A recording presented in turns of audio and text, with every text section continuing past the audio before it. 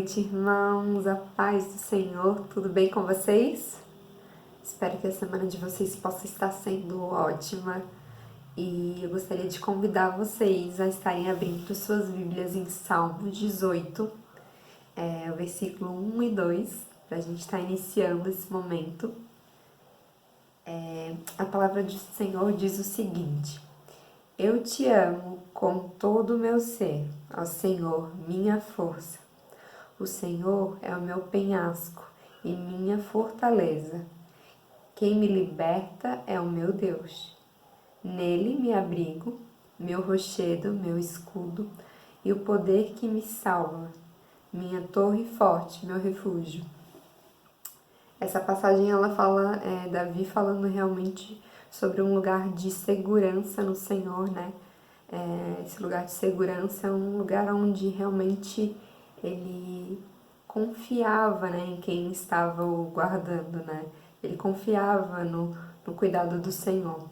E hoje tive uma experiência que me fez lembrar desse versículo, sobre realmente a gente confiar em Deus.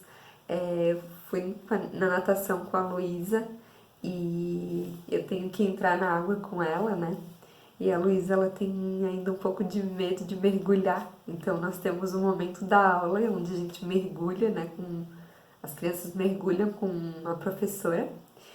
E a professora pega cada um e mergulha com eles. E daí ela faz como se fosse um escorregador e a criança desce e ela pega a criança, ela mergulha e depois sobe. E eu tava do lado da professora e a Luísa foi escorregar. E no que ela escorregou, ela veio direto pra mim, porque ela sabia, né? Ela confiava que eu não iria fazer ela mergulhar, né? Apesar que a professora também não.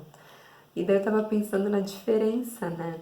Realmente, claro, eu sou mãe dela, mas trazendo isso pra gente, quando a gente conhece, geralmente a gente confia em quem a gente tem relacionamento, né? Quem a gente tem intimidade, quem a gente conhece a índole, sabe que a gente pode confiar, né? E eu creio que muitas vezes a gente pode falar que confia no Senhor, mas eu gostaria de trazer nessa noite uma reflexão sobre isso, no nosso dia a dia, se a gente realmente tem confiado nele, se as nossas atitudes, elas dizem, estão em conformidade com essa afirmação, né, de esse lugar de confiança. E se eles não estão, se a gente não está confiando com as nossas atitudes de verdade, assim, por que talvez a gente não esteja, né? Eu acredito que quanto mais a gente caminha com o Senhor, quanto mais a gente tem intimidade e relacionamento com Ele, mais vai ser natural a gente confiar nele. Mas a gente não realmente vai dizer que Ele é nosso abrigo, Ele é nosso refúgio. E sabe, não vai ser só, não vão ser só palavras, mas realmente vai ser um lugar de total segurança que nós vamos ter no Senhor. Amém? Espero que eu tenha sido clara. Às vezes a gente dá uma viajada, né? Quando a gente vê os nossos filhos, assim, a gente aprende tanto com eles, né?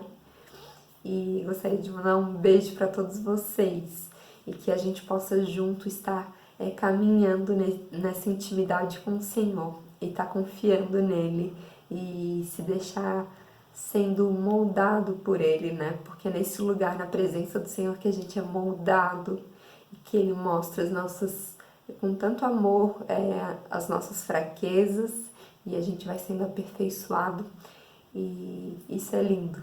Amém? Vamos orar? Senhor, nós te louvamos, Pai, essa noite. Como é bom, Senhor, como é bom poder te conhecer cada dia mais. Como é bom, Senhor, confiar em Ti e saber que o Senhor é o mesmo ontem e hoje. E o Senhor nunca muda, o Senhor é fiel. E tudo aquilo que o Senhor prometeu, o Senhor cumpre, Senhor. E como é bom, Pai, como é bom nós estarmos neste lugar de segurança, Eu quero, nesse momento, Senhor, te pedir, Espírito Santo, que Tu possa estar trabalhando nos nossos corações, nos mostrando as áreas da nossa vida que a gente não está confiando em Ti 100%. E que nós possamos realmente aprender a confiar, aprender a descansar, não andar ansiosos por coisa alguma, mas que realmente nos tempos alegres, nos tempos tristes, nos momentos difíceis, a gente possa ter esse lugar de segurança, de refúgio, que a gente só encontra realmente em Ti, Pai. Muito obrigada, Senhor, pela oportunidade de estarmos mais uma vez ouvindo a Tua palavra, mais uma vez reunidos, por mais que distantes, Senhor, para falar contigo, para orar, para aprender mais sobre a Tua palavra, Senhor. Isso é tão bom, Pai, e que nós possamos a cada dia estar mais maduros, Senhor, que nós realmente venhamos a mergulhar em águas profundas, porque nós sabemos que Tu sempre nos surpreende, Tu és muito, muito mais, Senhor, do que nós imaginamos. E nós queremos a cada dia Te conhecer mais e mais, Senhor, e ser transformados pela Tua presença. Em nome de Jesus, muito obrigada, Pai, por esse dia. Amém. Boa noite, irmãos. Graça e paz. Quero convidar os irmãos para estarmos louvando ao nosso Deus, porque Ele é digno de todo o nosso louvor, de toda a nossa adoração.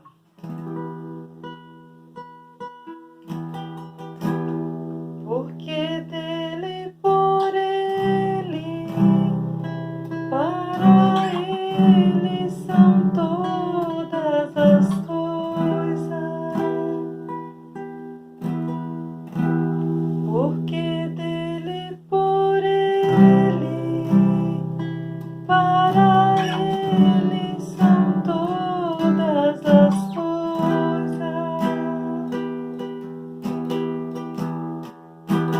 A Ele a glória,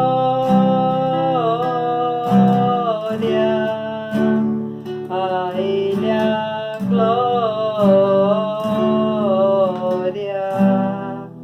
a Ele a glória, para sempre. Amém.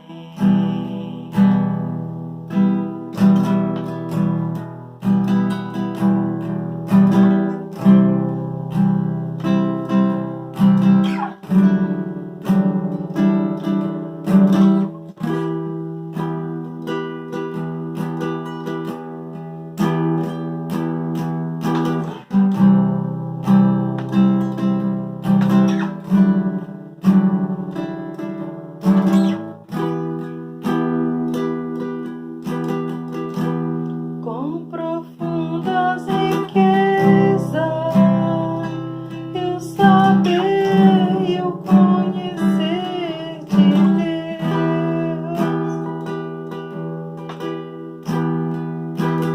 Quão insondáveis seu juízo e seus caminhos.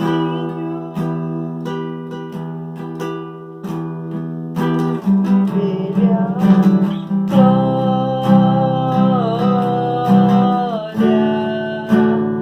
a Ele a glória, a Ele a glória, para sempre. Amém.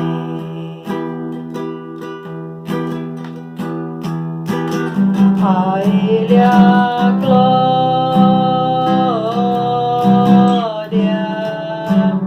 a Ele a glória, a Ele a glória,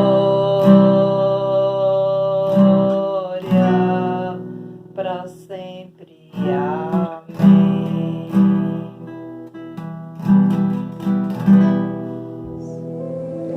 Vamos exaltar ao Senhor, ao único que é digno de receber todo louvor. Amém. Ao único que é digno de receber a honra e a glória, a força e o poder,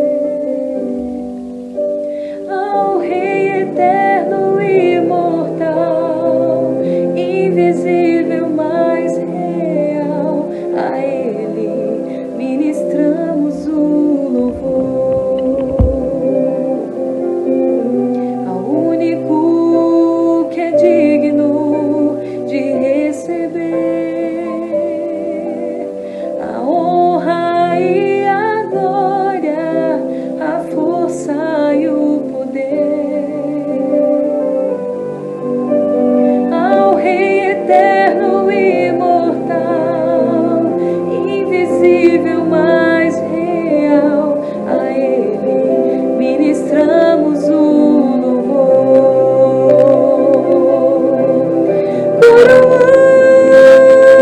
Coroamos a Ti, ó Rei Jesus,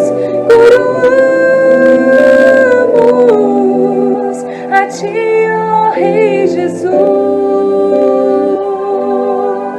adoramos o Teu nome, nos rendemos aos Teus pés, consagramos todo o nosso ser a Ti.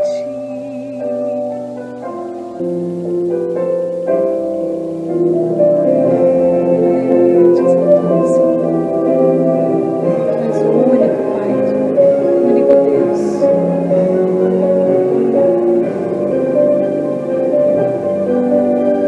Ao Rei eterno e imortal, invisível, mas real, a Ele ministramos o louvor.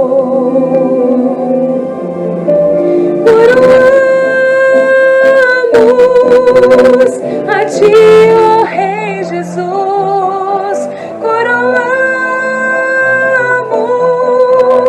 a Ti, ó Rei Jesus, adoramos o Teu nome, nos rendemos aos Teus pés, consagramos todo o nosso ser a Ti.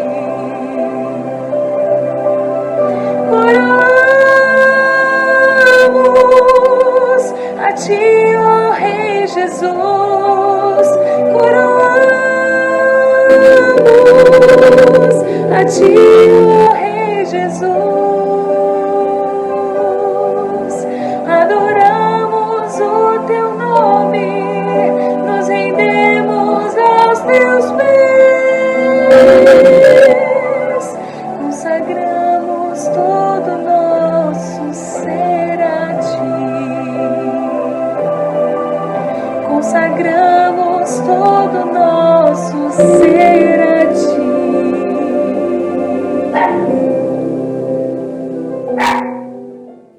Graças a Deus por mais um dia que Deus proporcionou para cada um de nós.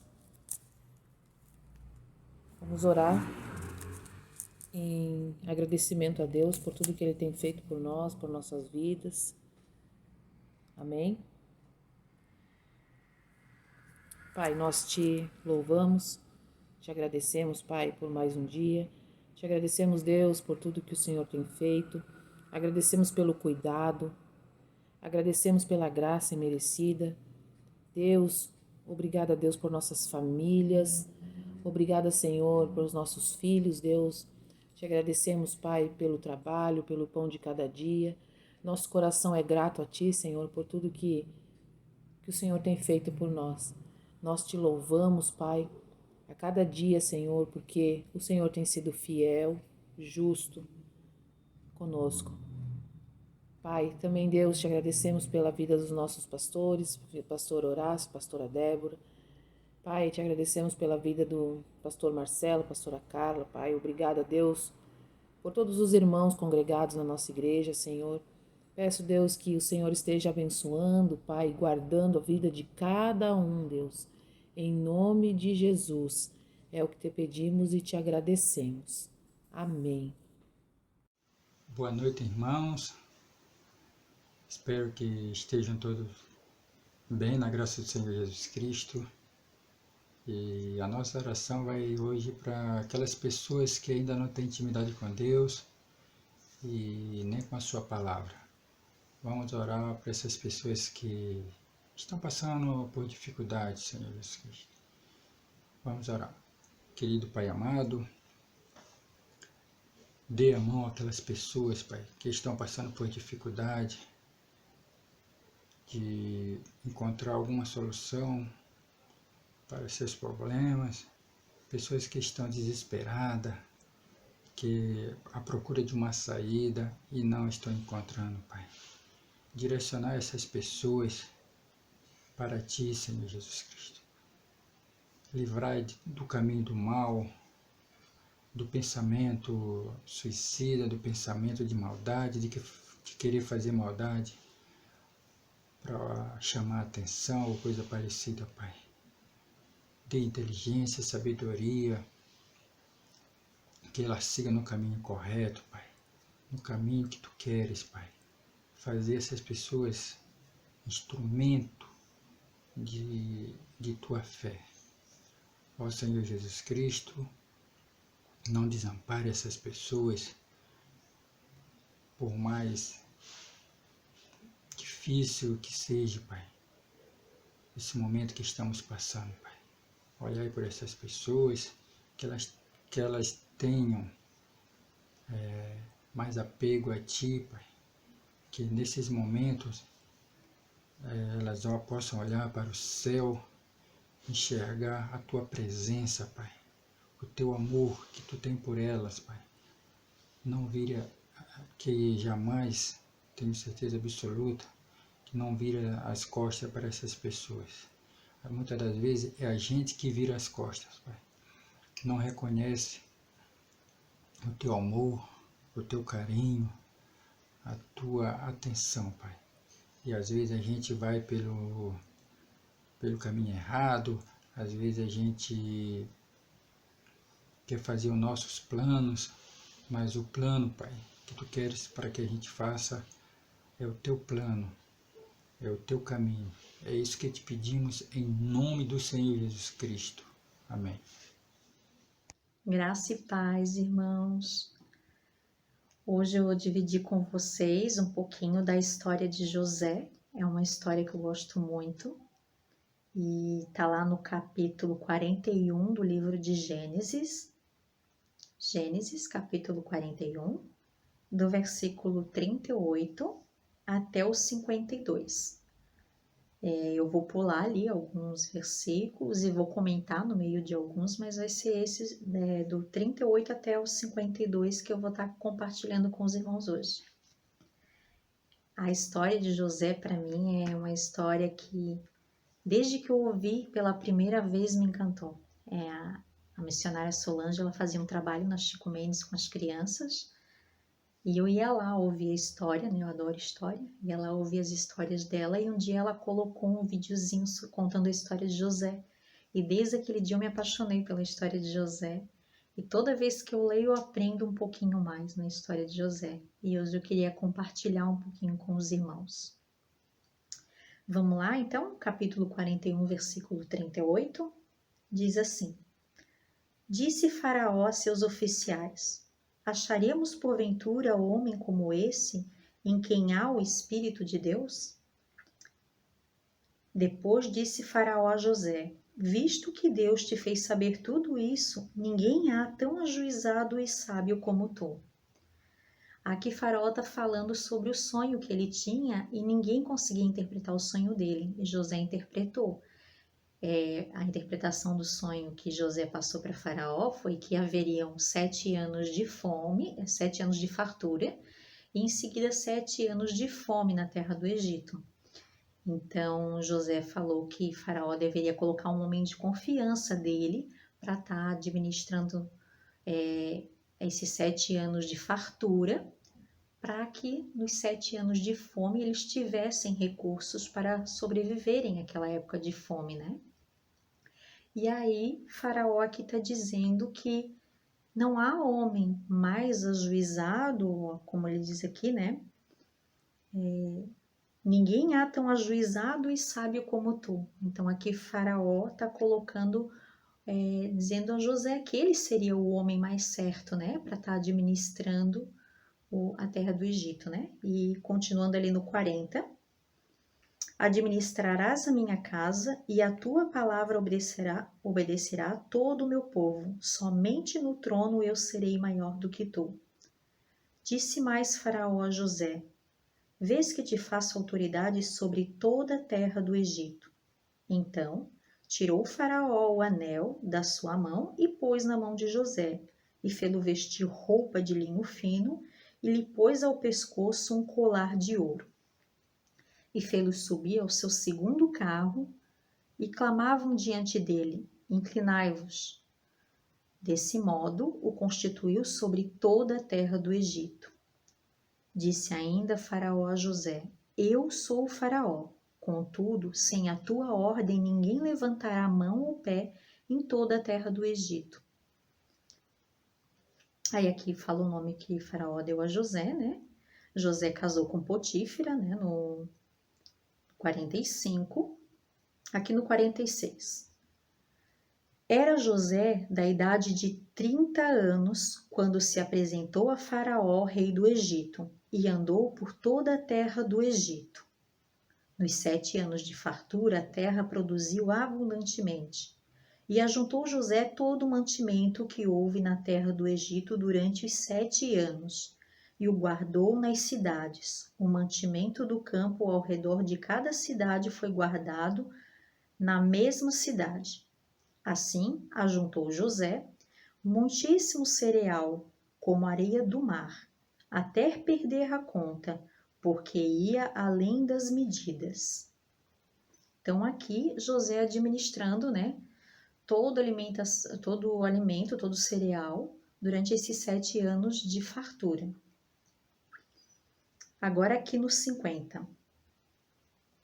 Antes de chegar a fome, nasceram 2 filhos a José, o quais lhe deu a Asenate, eu acho que é a Asenate que se lê, né? Filha de Potífera, sacerdote de On. José, ao primogênito, chamou de Manassés, pois disse: Deus me fez esquecer de todos os meus trabalhos e de toda a casa de meu pai. Ao segundo filho, chamou de Efraim, pois disse: Deus me fez próspero na terra da minha aflição. Até aqui, irmãos, eu queria focar mais aqui no versículo onde José dá o nome aos 2 filhos e ao significado ali para ele, né? O primeiro filho, que ele falou que é o primogênito, chamou Manassés, pois disse: Deus me fez esquecer de todos os meus trabalhos e de toda a casa de meu pai. Para quem já conhece, né, a história de José, José tinha seus irmãos e os irmãos tinham ciúme de José, porque o pai demonstrava assim amar mais José, porque ele era filho da mulher que ele amava. E José, ele tinha sonhos desde de criança, né? Sonhos que Deus dava para ele. Só que José, na sua inocência, ele comentava e os irmãos achavam que José queria ser mais do que eles, que José se achava mais do que eles, né? E acabou que por ciúme os irmãos tentaram a princípio matar José. A ideia a princípio deles era matar José. E um dos irmãos, né, disse: não, então não vamos matar ele, vamos deixar ele aqui nessa cisterna ali, né? E a ideia desse irmão era depois vir e retirar José dali. Mas os irmãos decidiram, os que ficaram ali cuidando, decidiram vender José como escravo. E venderam José. E a partir daí começa toda a luta de José, né? José foi vendido como escravo. E aí depois ele estava na casa de um oficial, de um homem poderoso lá no Egito. E como tudo que ele fazia era muito bem feito, José se dedicava muito a tudo que fazia, acabou se tornando o homem de confiança desse patrão dele. E aí, só que esse homem tinha uma mulher e a mulher se encantou por José e acabou mentindo, dizendo que José tentou atacá-la. E José foi preso, e na prisão José deu o seu melhor lá também, mesmo não estando lá porque merecia, sendo inocente, mas em todo lugar que que José estava, José dava o seu melhor. E ali ele caiu nas graças, né, do carcereiro, e depois ali conheceu o copeiro e o padeiro de Faraó e interpretou os sonhos dele, e por fim acabou que o que sobreviveu desses dois, né, que foi o copeiro, acabou lembrando, um tempo depois, lembrou que José interpretava sonho e falou que José interpretava sonho. O Faraó mandou chamar ele e José interpretou o sonho de Faraó. E aí, onde começa, vamos dizer, os anos de tranquilidade para Faraó, para José, né? Onde José tinha lutado, se eu não me engano, tá, irmãos? Eu não me recordo muito bem, eu acho que foi com 15 anos que José foi vendido pelos irmãos como escravo. Então, uns 15 anos ali ele teve de sofrimento, né? De passando por muitas dificuldades. E aos 30, né? Como diz aqui no iniciozinho, né? Aqui no versículo 46, com 30 anos de idade, Faraó colocou ali José a administrar toda a terra do Egito. Então José foi o segundo homem mais poderoso, ficando só atrás de Faraó na terra do Egito. E aqui então ainda está nos 7 anos de fartura, né? E o que eu queria dizer aqui com os nomes que ele deu para os filhos, né? Como ele diz aqui no versículo 51. Deus me fez esquecer de todos os meus trabalhos e de toda a casa de meu pai. Muitas vezes a gente pensa assim, né? A gente vive um hoje dizendo que a gente não se recuperou do que aconteceu lá atrás. Muitas coisas, às vezes, que acontecem na vida da gente, a gente não esquece, a gente não perdoa e a gente acaba trazendo para os dias atuais, né? E aqui para ver como José diz que Deus fez com que ele esquecesse daquela luta lá, né? E ali no o segundo filho, que eles chamam de Efraim, que Deus me fez próspero na terra da minha aflição. Eu vejo aqui como José foi próspero aqui porque ele não deixou que mágoa e ressentimentos do que aconteceu com ele, ou todo o sofrimento que ele passou, que viessem a afetar o momento que ele estava vivendo, né? Ele conseguiu deixar lá para trás o que tinha acontecido de ruim com ele, todo o sofrimento, sabendo que era inocente. Ele conseguiu deixar aquilo para trás e caminhar em frente, e seguir em frente, né? E ali diz que ele foi próspero. E mais à frente ainda vai falar que nos 7 anos de fome vêm os irmãos que fizeram tanto mal a José, e José perdoa os irmãos, e os irmãos vêm morar com ele, e o pai vem morar com ele, e tudo isso aconteceu por quê? Porque José esqueceu e perdoou. Mas o que me chama mais a atenção assim é que diz que ele foi próspero ali. Eu penso que José, ele aprendeu com a dificuldade. Ele conseguiu ver tudo o que aconteceu com ele como um crescimento e não como uma coisa que fosse impedir ele de ir para frente. Eu decidi assim falar sobre essa palavra, porque essa semana eu tive uma conversa com a minha irmã, né? Eu tava com a minha irmã e ela tava botando cílios em mim, porque ela tá fazendo um curso que é treinar e eu fui ser a cobaia dela. E aí a gente tava ali conversando e ela dizendo pra mim que ela queria dar pro filho dela tudo que ela não teve. Só que ela tinha medo de errar. Daí eu perguntei assim pra ela: "Tu acha que tu não tem uma vida boa?" E ela falou pra mim: "Eu tenho." E eu assim pra ela: "Tu não acha que tudo que aconteceu na tua vida foi como um crescimento pra ti?" E ela falou assim pra mim que também eu vejo como isso, mas se eu pudesse escolher não passar por muitas coisas que eu passei, eu preferia não passar. E eu não queria que meu filho passasse por muitas coisas que eu passei. E aí eu comecei a perguntar para ela, né, o que foi assim que ela passou que estava trazendo aquela mágoa para ela ali, né? E ela disse que tipo trabalhar com 15 anos, né? Que como eu sei o que ela fala, porque eu fui trabalhar com 9 anos de idade, e a gente sabe que quando a gente é criança, adolescente, e não sei se hoje acontece ainda, mas a gente trabalhava em casa de família, então eu apanhei de patroa minha com pano molhado. Minha patroa pegava pano molhado e batia em mim, e eu queria voltar para casa dos meus pais, só que meus pais diziam que não dava, que eu tinha que aguentar, porque eles precisavam do dinheiro, e aquilo ali foi doloroso para mim. Então, eu entendo o que ela diz, né? Que ela passou, ela não chegou a apanhar, mas como ela falou assim, ela sofreu uma tortura psicológica, porque ela precisava do dinheiro, né? Para ela sobreviver, para ela fazer as coisas que ela precisava, que morar. A gente morava de aluguel, nessa época a gente morava numa república, né?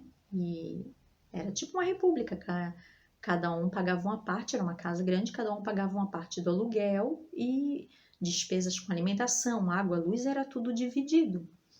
Então ela trabalhou em casa de família assim e teve um momento que ela trabalhou e morava, final de semana a gente tinha a nossa casa e dia de semana a gente ficava no trabalho, eu e ela, né? Então, para ela, esse momento de trabalhar em casa de família e ficar na casa de família, ela sofreu muita agressão psicológica, que as pessoas judiavam e eu sei que afeta muito ela, de a patroa falar mal da minha mãe, dizer que minha mãe era louca, de que se ela queria ficar que nem a minha mãe, louca, que ela parecia uma louca, que nem a minha mãe, isso ela fala para mim que afetava muito ela, né?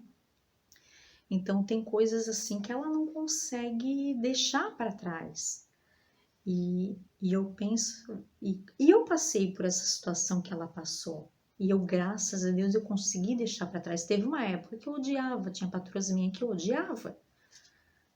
Que fizeram eu trabalhar das 7 da manhã, a hora que acordava, até 10 horas da noite. Era um serviço de escravidão. E daí eu esperava ansiosa pelo final de semana para visitar a minha mãe, o meu pai e meus irmãos, porque apesar de onde eles moravam ser muito pobre e a alimentação ser muito escassa, mas a gente sempre foi muito de querer estar junto. E eu esperava ansiosa por final de semana para ela me levar, e a minha patroa não me levava, e eu acabava que ficava meses sem ver a minha família. Então, é uma fase assim que eu lembro que na época assim eu odiava o que ela fazia e guardei por um bom tempo isso dentro de mim, e uma raiva também do meu pai e da minha mãe, porque colocaram eu nessa situação. Só que depois que tu conhece a Cristo, tu enxerga de uma outra maneira, né? E eu vejo assim que quando eu me converti, não de imediato, mas depois eu comecei a liberar perdão. Isso não quer dizer que eu fui na casa das pessoas. Teve uma dessa patroa que eu encontrei e ela me perguntou do mal que ela me fez, se eu perdoava ela, e eu disse que perdoava e perdoei mesmo. Mas teve outras que eu não precisei dizer, mas eu sei que dentro de mim não guardo mais nada disso. E hoje eu olho para trás, tudo aquilo que aconteceu e eu vejo como um crescimento. Eu vejo como um crescimento mesmo. Eu começo a olhar de outro ângulo. Se eu não fosse para lá, se eu não saísse da casa dos meus pais com 9 anos de idade, eu tirei as minhas 2 irmãs quando elas eram mocinha, porque eu fiquei com muito medo de elas se envolverem com um traficante, de elas engravidarem, de ter filho. Então eu fui lá e tirei ela da casa dos meus pais e vi como uma opção elas trabalharem em casa. A Sueli trabalhou em casa de família e a Kelly não trabalhou em casa de família, porque daí eu e a Sueli já trabalhávamos, então a gente decidiu dar para a Kelly a oportunidade que a gente não teve. E eu vou dizer que quando a gente dá uma oportunidade para outra pessoa que a gente não teve, vamos dizer assim, eu não tive a opção de ficar em casa e só estudar, eu tive que trabalhar, pode ser que dê certo também, mas no caso não deu, porque a Kelly não levava muito a sério os estudos, a Kelly, eu tinha que ir atrás dela na escola, eu era chamada toda hora na escola, porque ela desrespeitava os professores. E eu penso sim, hoje em dia eu não sei se eu tivesse colocado ela também a trabalhar em casa de família, para ela desde 15 anos ela aprender a valorizar o tempo, a valorizar o dinheiro, eu não sei se teria sido um pouco diferente, né? Graças a Deus foi uma fase, a gente sabe que essa fase ali de 15 anos, meu pai do céu, é uma fase complicada. Nessa fase, eu só chorava na casa da minha patroa porque eu não tinha mais muito o que fazer. A minha irmã Sueli disse que nessa fase ali de 15 anos foi a fase que ela mais sofreu também na casa da patroa. E a Kelly não, ela não trabalhava em casa de família.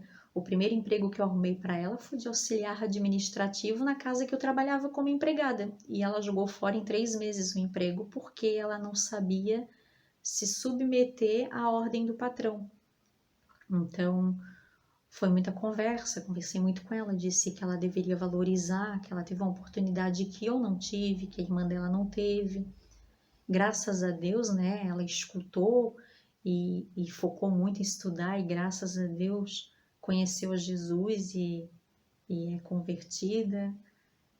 Mas a Peca, que foi criada com os meus pais e não trabalhou nunca e ficou ali, vamos dizer, com muito tempo vago, muito tempo ocioso, onde ela decidia se queria estudar ou não e não estudou, acabou que se envolveu com droga e hoje está numa situação bem complicada, né? Que não consegue sair, mas com a graça de Deus eu tenho fé que um dia ela vai sair.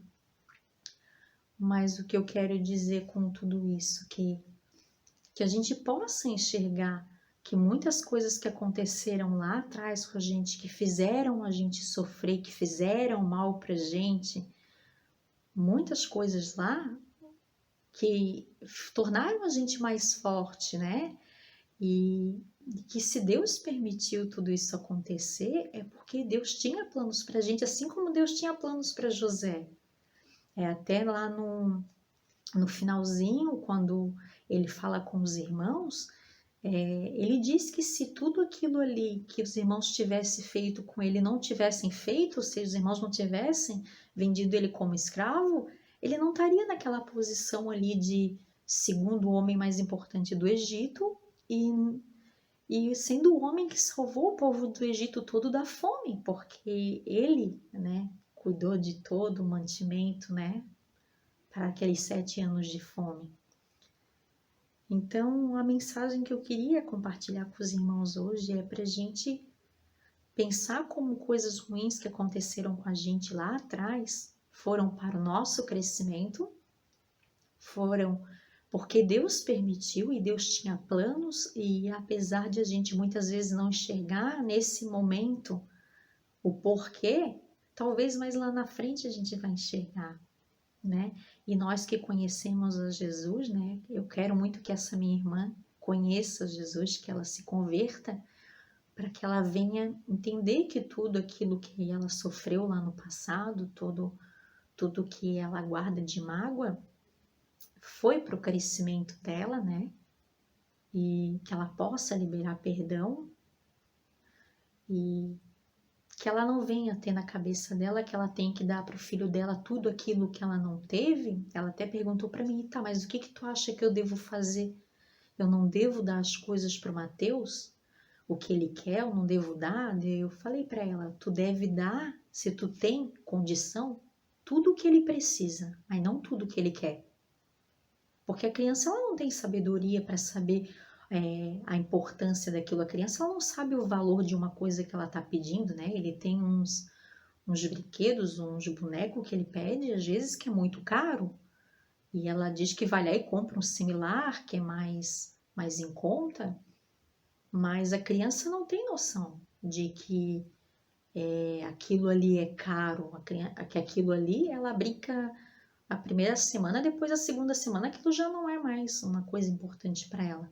Então, eu disse para ela, não queira dar para ele tudo o que tu não teve, mas se tu tem condição, dá tudo que ele precisa. O que ele precisa, se tu tem condição, dá, mas não tudo o que quer. E aí ela falou, né, que ela queria muito levar ele na Disney e que o marido quer dar um carro para ele aos 18 anos. Então, pensando muito lá no futuro, né? E ela disse, se eu achava errado. Eu disse para ela, não, eu não acho errado a Disney, né? Porque é um momento que vocês vão viver em família e que ele vai guardar com recordação, se tu tiver condição e poder levar e ir para Disney com ele, vai, mas dar um carro para ele quando ele fizer 18 anos, eu não concordo. Eu acho que ele tem que lutar pelo carro dele, ele tem que lutar pela casa dele, né? E não ganhar de mão beijada. Agora, uma viagem com a família é momento em família, é momentos que ele não vai esquecer porque estava com a família junto, né? Então é isso que eu estou comentando com os irmãos, é o que uma dúvida que a minha irmã tinha, né? Posso ser que eu esteja errada também, né? Mas pelo que eu vivi, por muitas crianças que eu cuidei, eu não sou mãe, mas eu cuidei de muitas crianças e eu vi muitas crianças dar errado. Vi poucas crianças darem certo hoje em ser adultos, bem-sucedidos, que respeitam as pessoas que não são viciados. Poucos. Muito mais foram os que foram para os caminhos que